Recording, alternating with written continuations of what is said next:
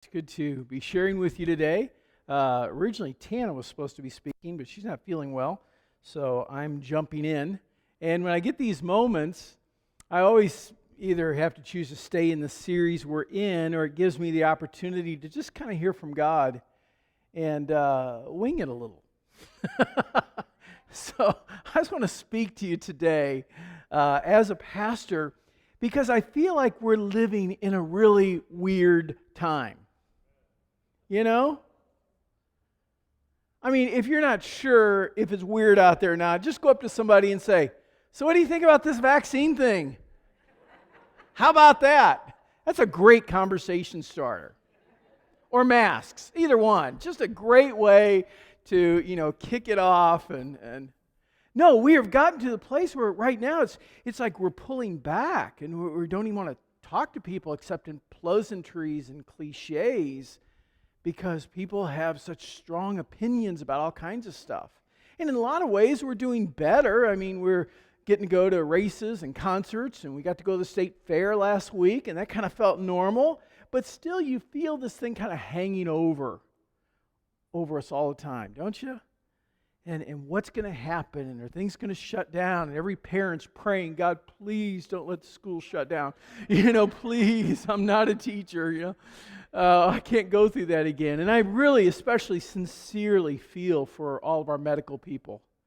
I mean, this is a very, very difficult time for them. And to go back through this again, what they went through last summer, and to face these things. So, like I said, I feel like that there's such a stress on people. And what do we do in a time like this? The tendency, I think, is to pull back and just kind of cloister together with a few other people, or just stay out of discussions to just avoid any challenges and conflicts. But I think that there's another response. And today, as I was thinking about this yesterday, the person that came to mind was a young man who took this radical approach in a difficult time. And I think especially because of us being people of faith, we struggle because we feel also like right now faith is being attacked. Now, let's be honest. Sometimes Christians do stupid stuff that deserve criticism, and they don't lead with love. But at times we can feel like that everything's shifting and changing, that values are being changed and overwhelmed and challenged. And so how do we respond? And I looked at a young man in the Bible who found himself in exile. And that is the Old Testament prophet Daniel. And that's what we're going to look at today and talk about, living in exile. Daniel was just a teenager when Nebuchadnezzar, this ruler who ruled from Babylonia, modern-day Iraq, had just conquered Egypt, and now on their way back to Babylonia, they passed through the area of Israel. And so they go, "Hey, we'll conquer that too." And so we pick up the story in Daniel chapter 1 and verse 1. And it says, "In the third year of the reign of Jehoiakim, king of Judah, Nebuchadnezzar, king of Babylon, came to Jerusalem to besiege it. And the Lord delivered Jehoiakim, the king of Judah, into his hand." Now think about that for a moment. God delivered the Jewish king into the hands of Babylon, Nebuchadnezzar. And you have to understand what was happening at this time. The whole nation of Israel that used to be really great under King David and King Solomon had now split in two. The 10 northern tribes were all just inculcated into Syria. They were gone. And then there was only this little city-state of Jerusalem left. That was all that was left of Israel. And you had 2 tribes, Benjamin, the smallest tribe, and Judah. And that was it. That was what Israel had been reduced to. So they're pretty easy pickings for somebody like Nebuchadnezzar. So it says, he delivered them into his hands along with some of the articles from the temple of God. Then he carried these off to the temple of his God in Babylonia and put in the treasure house of his God. Now, Nebuchadnezzar was shrewd. He didn't just beat you. He didn't just defeat you, but he was smart. He knew at these outlying areas that there would be this nationalistic thing where people would rise up and want to have their nation back. So what he would do is take the best and the brightest from these places he had conquered and bring them back to Babylon. And that's what it says here in verse 3. Then the king ordered Ashpenaz, chief of his court officials, to bring into the king's service some of the Israelites from the royal family and nobility, young men without any physical defect, handsome, showing aptitude for every kind of learning, well-informed, quick to understand, and qualified to serve in the king's palace. So, pick out the best and the brightest. The people are going to be leaders. And what we're going to do is take them out of their homeland, bring them over here to Babylonia, and we're going to indoctrinate them. We're going to change their thinking. We're going to brainwash them into becoming Babylonians. And that way they won't be a threat to us. It says he was to teach them the language and the literature of the Babylonians. The king assigned them a daily amount of food and wine from the king's table. They were to be trained for 3 years, and after that they were to enter into the king's service. So, interestingly, I believe that the strategies that Nebuchadnezzar used to overwhelm a nation he had conquered was the same thing, the same strategies that Satan is using today to overwhelm the church. The goal, thank you.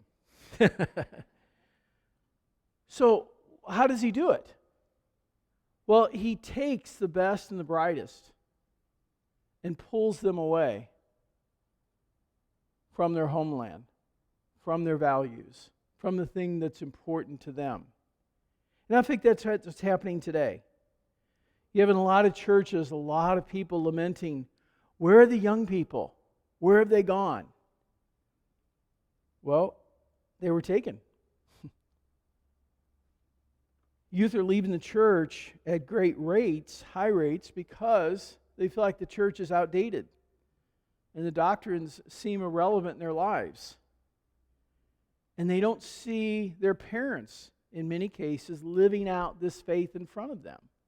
And if it doesn't work for mom and dad, then why should we walk in that faith ourselves?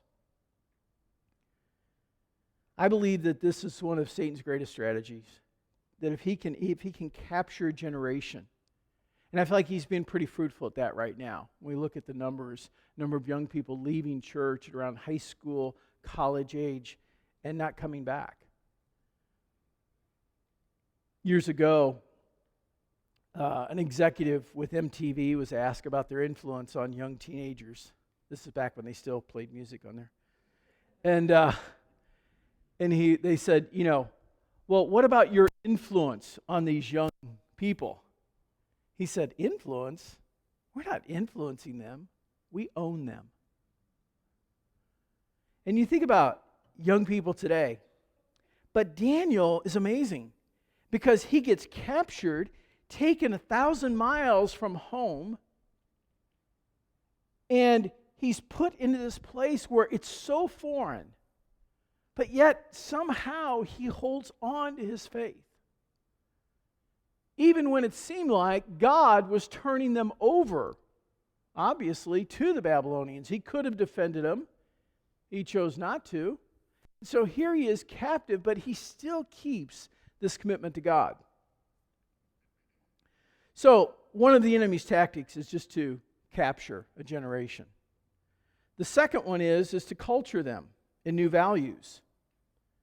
And I've seen this over the years, kind of 3 things we'll look at here. The first is a new education. He trains them in the literature and in the language of Babylon. When I think of that, I think of just all the influences out there on our kids today. All the, YouTube and TikTok and Snapchat and everything and Instagram and all the other means of social media that they live on, and then all of the TV and movies and everything, and the values that are expressed are not what they're hearing in church in that 1 hour that we may have them on a Sunday morning. And that's one of the problems. See, I'm hearing a lot of discussions about what we're teaching in schools today. We're concerned about what's being taught.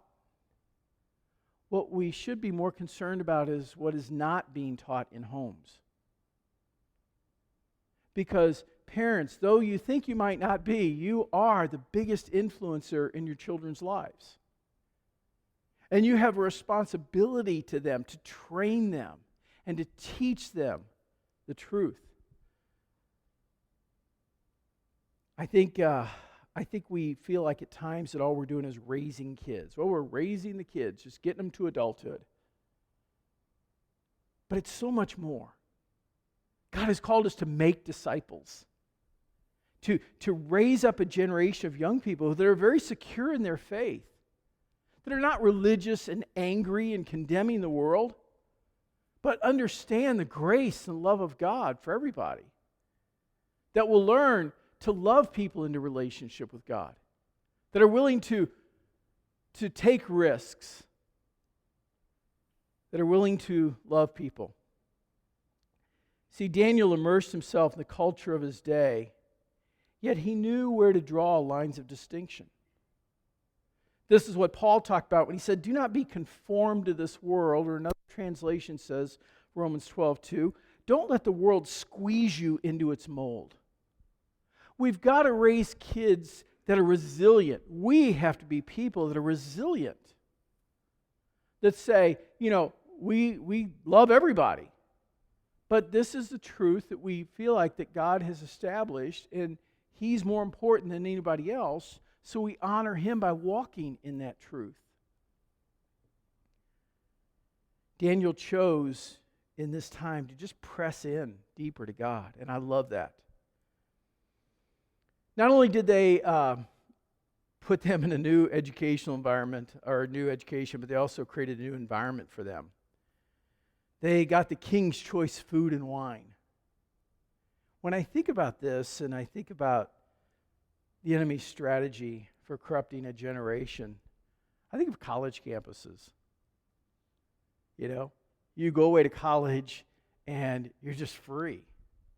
And you're hearing all kinds of new ideas, and professors are throwing new thoughts at you and everything, and it just sounds so good, and you want to be accepted, and you want to be cool, and you want to, be relevant. And so you just hear all of this, and it saturates your thinking. I was a campus pastor for a few years, and it was so interesting to watch kids come to the school, because we would get these, as a campus pastor, I'd get these cards and kids filled out. And I don't know if they still do this day, I doubt it, but they would put down their religious preference. And so I got all the Christian kids' cards sent to me. And I would start visiting them or contacting them, and it was always interesting. I found one or two responses they had to college in the first week or two.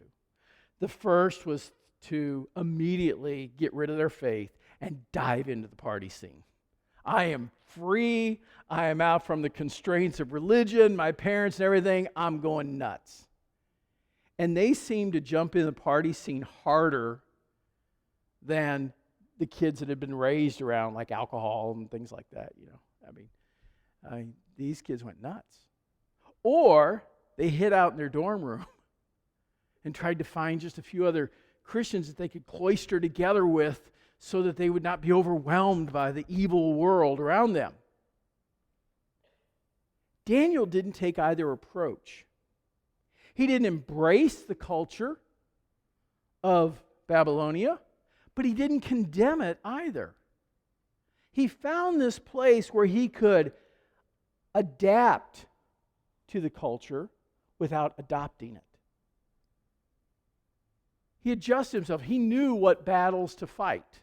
Like right away, when they're offered all these things, one of his first responses was, look, we'd like to stay dedicated to our God. One way we can do that is by eating kosher.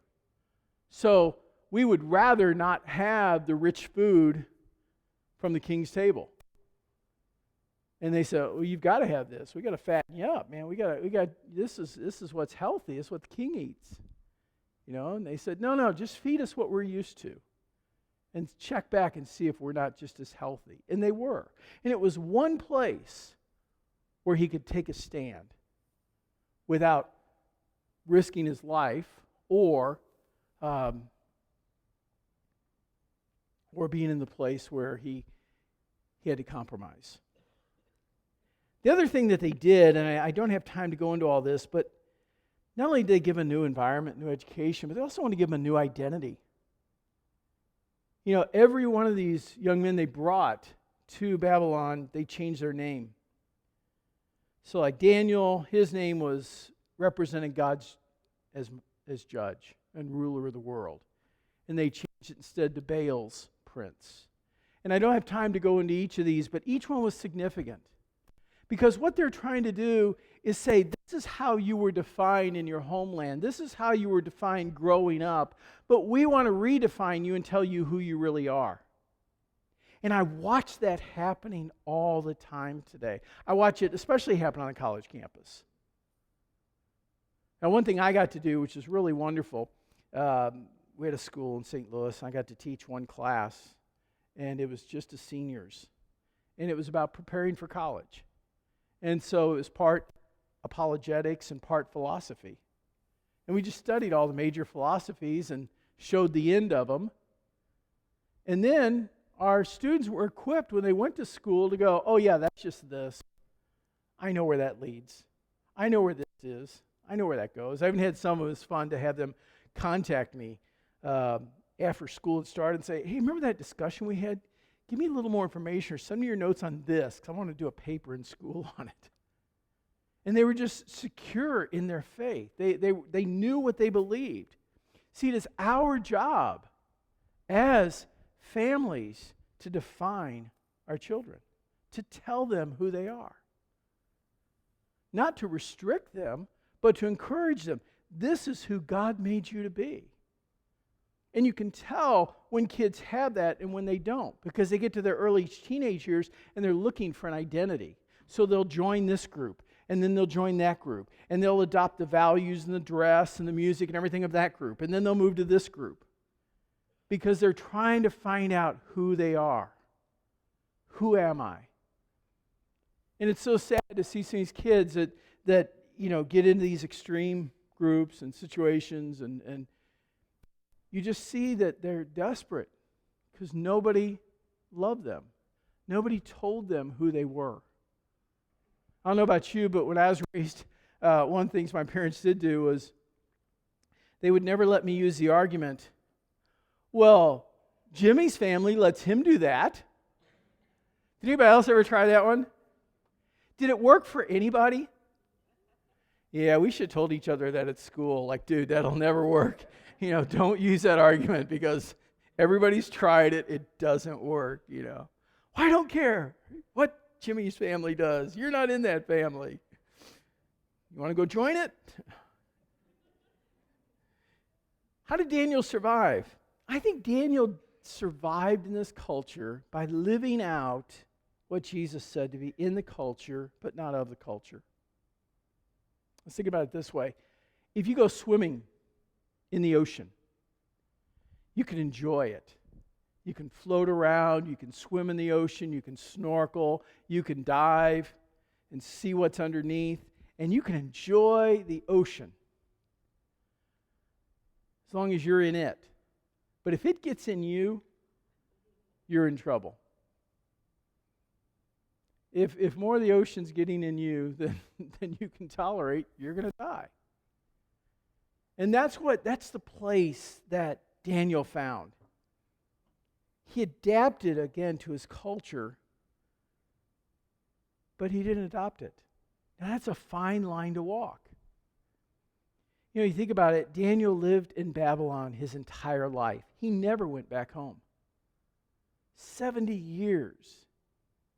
He worked for all of these kings. He went through 3 regime changes. Usually they kill everybody. But he was such a man of wisdom. And he had the answer from God. And God supported him. Because Daniel it describes how he would open his window 3 times a day and pray toward Jerusalem. You read Daniel 9 and you see this beautiful prayer of repentance for what got the people in this place. He doesn't blame God. He takes this posture of humility and says, God, I know why we're here. Change us as a people. And that's what he saw that had to happen, was that change on the inside. But he never lost heart. I mean, think about it. He never got to go back home. He risked his life. He faced plots against his life. And yet he stood for what he believed. Daniel kept a strong connection with God. And he was a bold witness. And I think today what I wanted to communicate more than anything, a couple things. One is, we've got to model what a life is that is lived in close, intimate relationship with God. Because the world doesn't want our religion. It doesn't want our platitudes. It doesn't want us marching for our values. What it wants to see and what it will be transformed by is people that are radically in love with Jesus first. And then everything they do out of that is effectively loving people into relationship with Christ. And then the other thing we have to do is we have to train a generation before they're taken captive, before they're lured away by something that looks good, but in essence is evil. This is our responsibility, not only as parents, but as a church. And some of you are going, I'm glad my kids are grown. I'm glad this doesn't apply to me. Grandparents, you have incredible influence over your kids. You can give them the time that you didn't have to give to your kids when you were younger. That's why they like hanging out with you. That's why you're so tired when they leave, because you've given your whole life to them. Parents can't do that. They go play. But we do. And part of giving our lives to them is giving them a faith that's important to us. Why do we believe? I think that's what kids need to know. Why we believe what we believe. Why we needed a Savior. Why our life was empty without God. They need to know our experience. And I love the fact that the Bible is full of stories of people like Daniel, who was a teenager. He was probably 14 or 15 years old when this happened. You read about Gideon. In the same way, Gideon takes a stand for God and delivers a nation. People like Joseph, who was uncompromising in his faith when it seemed like everything went against him. And yet in a day, God takes him from the prison to the palace. And he prepares the way for the Israelite nation to grow for the next 400 years. Esther, who God places in a specific place at a specific time so that she can go in and speak to the king and deliver the people. What does this tell us? That God uses individuals to change big groups, either by influencing them or leading them or taking some huge risk. And he works a lot through younger people. And if you're younger and maybe you have a family and you're just starting out, or maybe you don't yet, or you're single, this is a time. It'll never get easier. You'll never have more time and resources and abilities later. Once you do, you're told to use them. Now's the time to use the energy and the influence that you have. I want to show you a quick video today because I love to find these heroes. And this is one of my young modern heroes today, Katie Davis. Watch her story. I want to ask you to come with me on a journey. A journey that started 3 years ago when I thought I knew what my life would look like, and I had no idea. A journey that has shown me more about the Father's heart and his extravagant compassion than I could have ever imagined. A journey that requires me to give more of myself every single day. It's a journey that took me from a 10-month commitment to teach kindergarten in Uganda to a lifetime commitment of bettering and serving this country. I'm Katie Davis. I'm 21 years old and I live here in Uganda. I run Amazima Ministries, and my full-time occupation is that I'm a mom to 14 little girls.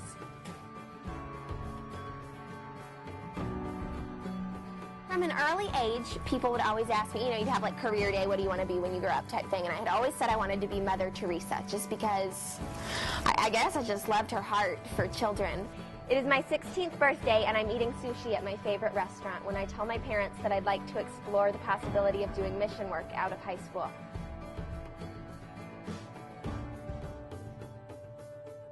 I graduate high school having made a commitment to teach at a preschool for a year in the middle of nowhere, Uganda.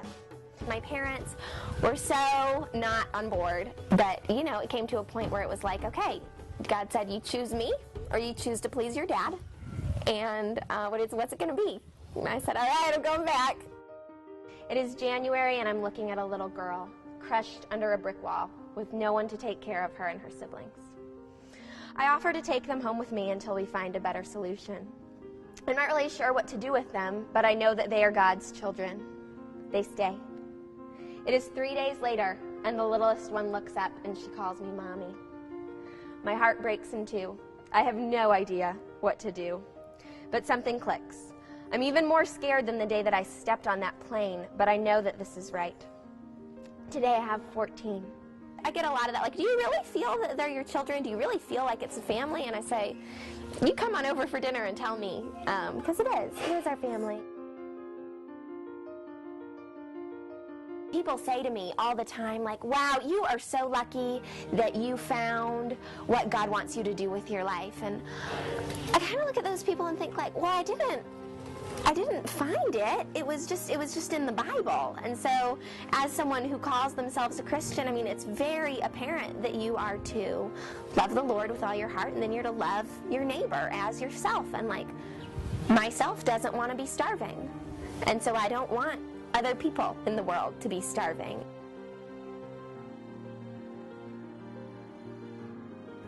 Jesus does not ask that we care for the less fortunate. He demands it.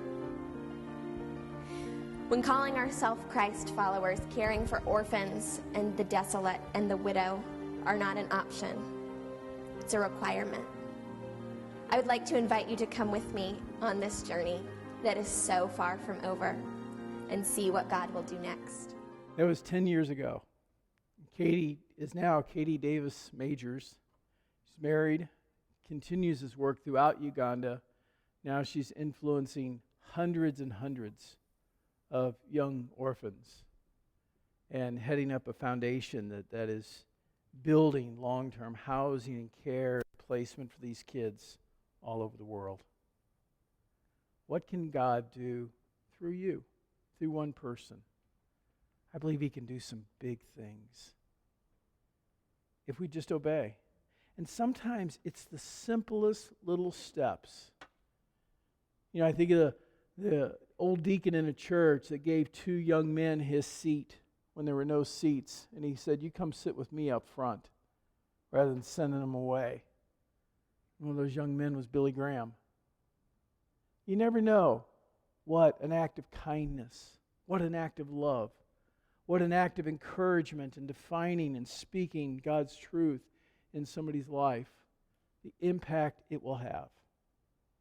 But God has called us to impact the world, and he wouldn't call us to do that if he weren't willing and able to equip us to fulfill what he's called us to do. And it might not mean moving to Uganda. Might mean just walking next door or around the cubicle or the next classroom or the next patient's room or whatever it might be. let's not pull back during this season.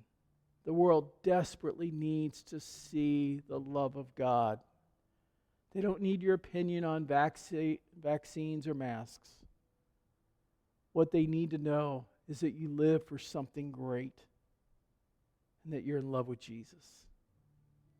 Let's pray.